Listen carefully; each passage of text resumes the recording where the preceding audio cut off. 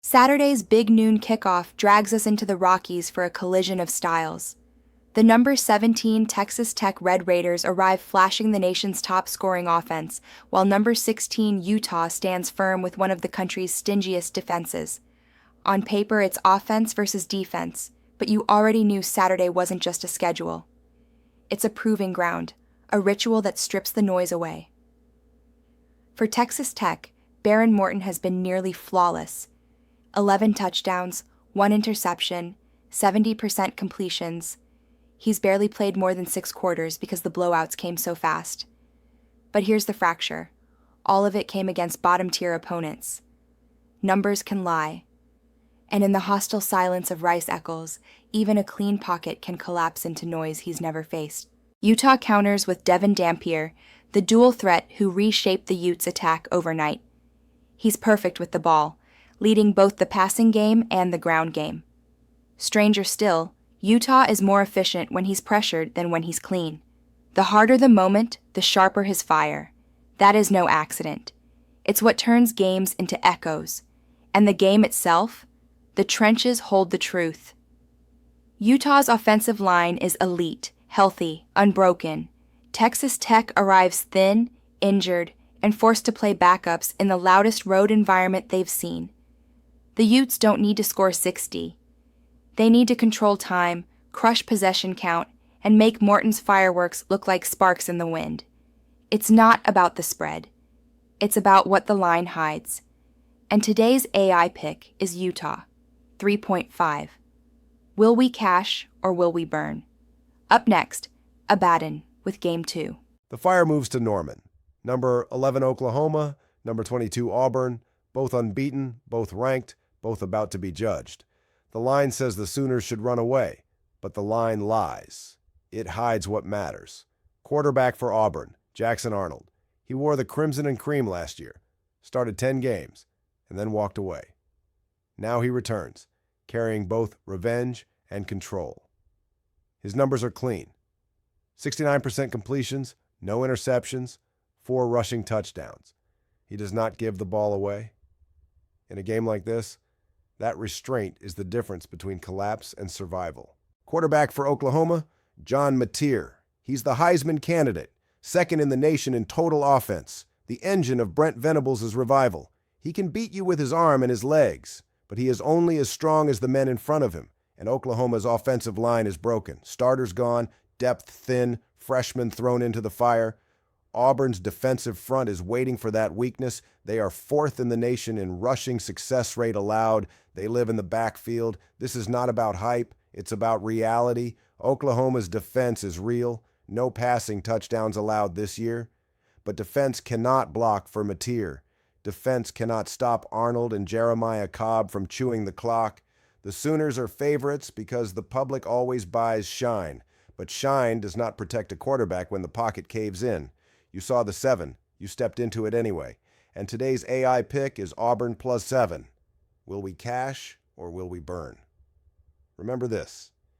Defense cannot block for a Heisman. Up next, Sapphira with Game 3. The lights come on in Bloomington, and the Big Ten hierarchy tilts. Number 9, Illinois. Number 19, Indiana. Both unbeaten, both ranked, both chasing respect that only one can keep. The polls say Illinois is the favorite. The number says otherwise, and numbers don't bend without reason. Quarterback for Illinois, Luke Altmaier, a veteran who's seen everything, and this year he's been flawless. Over 70% completions, 8 touchdowns, no turnovers.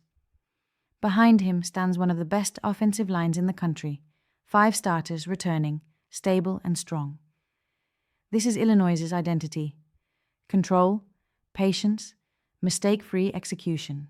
Quarterback for Indiana, Fernando Mendoza, a transfer who stepped into Curt Cignetti's system and lit it up from the start. 9 touchdowns, no interceptions, quick strike precision to a dangerous receiver duo in Omar Cooper Jr. and Elijah Sarrett. He hasn't faced a defense like Illinois yet, but his confidence and his weapons make Indiana one of the most explosive attacks in the conference. The game tilts in 2 places. Illinois' offensive line versus Indiana's disruptive front, which leads the nation in tackles for loss, and Illinois' blitz-heavy defense against Mendoza's poise in the pocket. If the Illini hold the line, they can grind this into their kind of game. But if Indiana's chaos wins just enough battles, the Hoosiers' firepower will find daylight. The rankings whisper Illinois. The market shouts Indiana. You thought you were taking the safer side. The safer side was the fire. And today's AI pick is Indiana, 5.5. Will we cash or will we burn? Up next, Angel with Game 4. CBS drops us into Lincoln at 3:30 ET, Nun 21, Michigan, walking into a full stadium of memory and noise. The Wolverines bring the brand, the Cornhuskers bring a 3-0 start and a chance to snap a streak that's haunted them since 2016. This isn't just a conference opener, it's a test of who you are when the fourth quarter gets loud.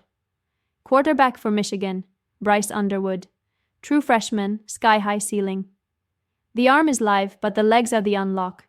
114 rushing yards last week when the pocket frayed.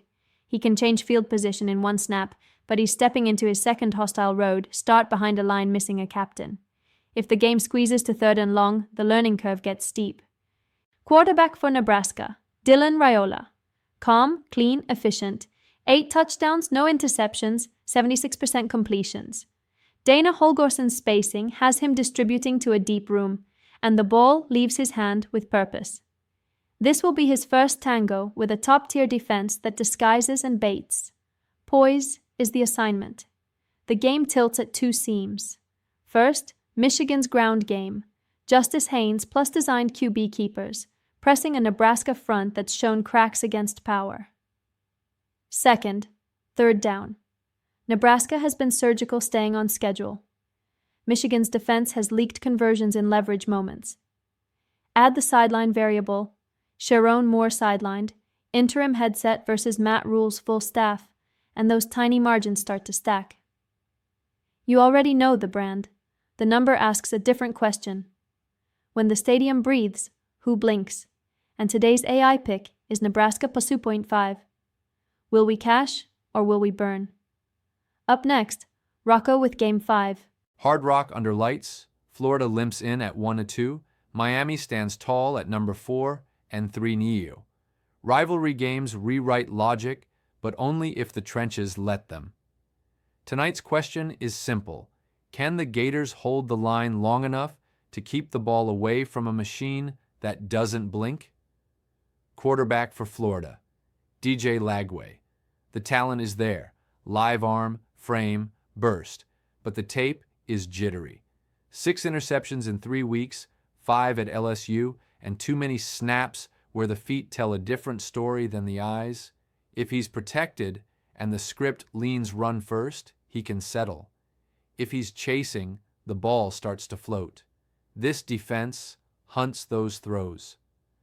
Quarterback for Miami, Carson Beck, veteran calm, transfer polish, and a system that asks him to be precise, not heroic. Nearly 80% completions, 7 touchdowns, and the same steady tempo whether it's 1st and 10 or 3rd and 7. He's seen Florida before, and he didn't flinch then either. The game tilts up front.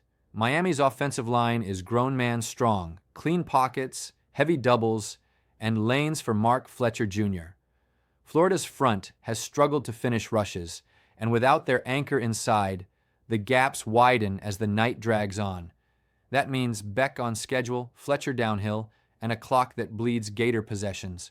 Flip it around and Florida's only clean pathway is ground control. Jadan Baugh into light boxes, shorten the game, keep Lagway out of must-throw downs. If Miami wins early downs, the turnovers come. You feel the history, you hear the talk, but the number lives in the trenches. Miami's floor is higher, and Florida's margin for error is razor thin. And today's AI pick is Miami. Will we cash or will we burn? Up next, Lilith with the recap. The fire has burned, and the 5 wagers are sealed. You came here for prophecy, not comfort, so listen. Game 1, the Utah Utes stood tall, laying 3.5 against Arizona State. We followed the line into the storm. Game 2, Abaddon dragged us into Norman, where the public drowned in crimson. We took the fracture, Auburn +7, knowing the market was blind. Game 3, in Bloomington, the clash of Illinois and Indiana. We marked it with the home surge, Indiana, 5.5. Game 4, the crucible in Lincoln. Michigan walked in with scars, Nebraska carried ghosts, and we answered, Nebraska +2.5. Game 5, the state of Florida in disarray, Miami in command. We laid the points. Like and subscribe. Will we cash or will we burn? Und wie sagt man es in den Schatten?